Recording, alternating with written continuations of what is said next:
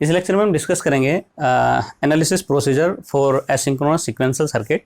तो यहाँ पर ये सारे स्टेप मैंने लिखे हुए हैं और एक ये ब्लॉक डायग्राम लिया हुआ है कॉम्बिनेशन सर्किट, मतलब जो fundamental mode of asynchronous sequential circuit का है वही ब्लॉक डायग्राम है। तो डिले एलिमेंट की जगह मैंने यहाँ पर वायर ले लिए, ठीक है। एक इनपुट है, एक ही आउटपुट है, दो इसमें फीडबैक पाथ हैं, ठीक है। तो जो एक इसका जो आउटपुट है, जो इसको बोलते हैं एक्साइटेशन, है ना, एक्साइटेशन जो हमारे वेरिएबल हैं, तो उसमें है y1 y2, और जो हमारे सेकेंडरी वेरिएबल हैं वो है y1 y2। तो नेक्स्ट स्टेट में y1 y2, और जो हमारी प्रेजेंट स्टेट है उसमें बनेगा स्मॉल y1 स्मॉल y2, ठीक है। तो सबसे पहला जो स्टेप है, determine all feedback loop in the circuit. तो सबसे पहले डिटरमाइन करना है कितने फीडबैक इसमें बन रहे हैं, और उसके बाद designate the output of each feedback loop with variable yk।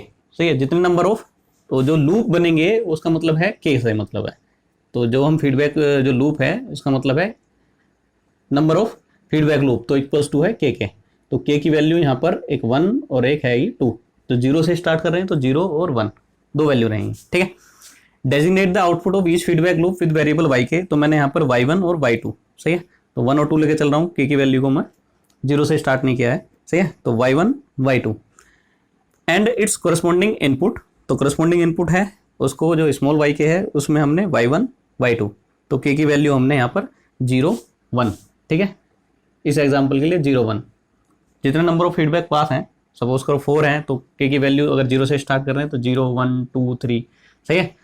1 से भी स्टार्ट करते हैं, तो यहाँ पर 1 से स्टार्ट किया हुआ है तो 1 और 2, तो हमने y1 y2 और यहाँ पर ये स्मॉल y1 और स्मॉल y2, ठीक है। उसके बाद drive the Boolean function for all wise, यानी एक्साइटेशन वेरिएबल हैं जितने भी हैं हमारे, यानी y1 और y2 के लिए हमें एक बूलियन फंक्शन बनाना पड़ेगा in terms of external input and जो हमारे सेकेंडरी वेरिएबल हैं y1 y2, सही है। तो of the as the function of the external inputs x and y's, ये सेकेंडरी वेरिएबल और प्रेजेंट स्टेट, तो इनके टर्म्स में लाना पड़ेगा। तो सपोज करो यहाँ पर y1 इक्वल्स टू बन के आ रहा है x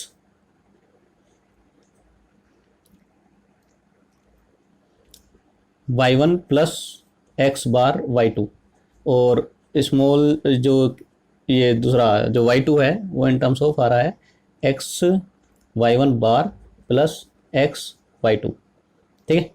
इस तरह बन के आ रहा है, ठीक है। ऐसे ही मैंने कोई एक एजम्पशन ले लिया है, ठीक है। तो ऐसे हमें इसका एक जो बूलियन फंक्शन है वो सबका निकालना है, जितने भी हमारे नेक्स्ट स्टेट वाले हैं, या इनको बोलते हैं एक्साइटेशन इनपुट हैं, इन टर्म्स ऑफ सेकेंडरी जो हमारे वेरिएबल हैं और जो हमारा एक्सटर्नल इनपुट है, ठीक है। उसके बाद plot each y function in a map.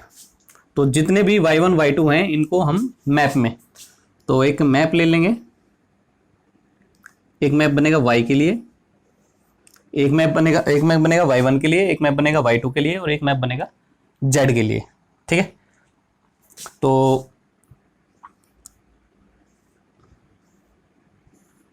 इधर x की वैल्यू रहेगी, तो यहाँ पर जैसे लिखा हुआ है plot each y function in a map using the y variable for the row. तो रो में आएगा y वेरिएबल, तो हमारे पास है जो स्मॉल y वाले हैं y1 y2, तो y1 y2 रहेंगे इधर, ठीक है। इधर रहेगा x, तो यहाँ पर x की वैल्यू 0 1 और इसकी वैल्यू 0 0 0 1 1 1 1 0, ठीक है। ये इस तरह लेनी है, ठीक है। उसके बाद एक बनेगा y1 के लिए, ऐसा ही एक बनेगा y2 के लिए, ठीक। और z के लिए भी एक एक्सप्रेशन आएगा, सही है। तो z के लिए भी हमें एक्सप्रेशन बनाना है, ठीक है। चलो उसको हम छोड़ देते हैं अभी। उसके बाद combine all the maps into one table. तो जितने मैप हैं उन सबको कंबाइन करना है, ठीक है। तो यहाँ पर तो सिंगल वैल्यू आएगी, जैसे y1 के लिए मैंने बनाया है, तो यहाँ पर सपोज करो ये 0 आया, ये 1, ये 0 0 1 0 0 1। इधर y2 के लिए भी कुछ ऐसा ही आया है, सही है। तो इधर है x, इधर y1, इधर y2, ये कॉमन है, तो y1 y2 ये y2 के लिए है। तो यहाँ पर 1, ये 0, ये 0, ये 1 1 1 0 0, ये बन के आया, ठीक है। तो y1 y2 के लिए हमारा जो फोर्थ वाला है, सही है। ये बन के आया है y1 और y2 के लिए। अब फिफ्थ वाला है, combine all the maps into one table, value of y equals to y1 y2 y3। तो इसको इसमें जब इसको मैप कराएंगे तो y1 y2 के लिए, सही है, तो ये बनेगा हमारा 0 1, ये बना 1 0, ये बना 0 0, ये बना 0 1। तो ये मैप जो बनेगा y1 एंड y2 के लिए बन रहा है, ठीक है। ऐसे ही ये 1 1, ये 0 1, ये 0 0 और ये 1 0, सही है। तो पहली वाली जो वैल्यू रहेगी y1 की रहेगी और दूसरी वाली वैल्यू रहेगी y2 की रहेगी, ठीक है। तो ये कंबाइन हो गया मैप।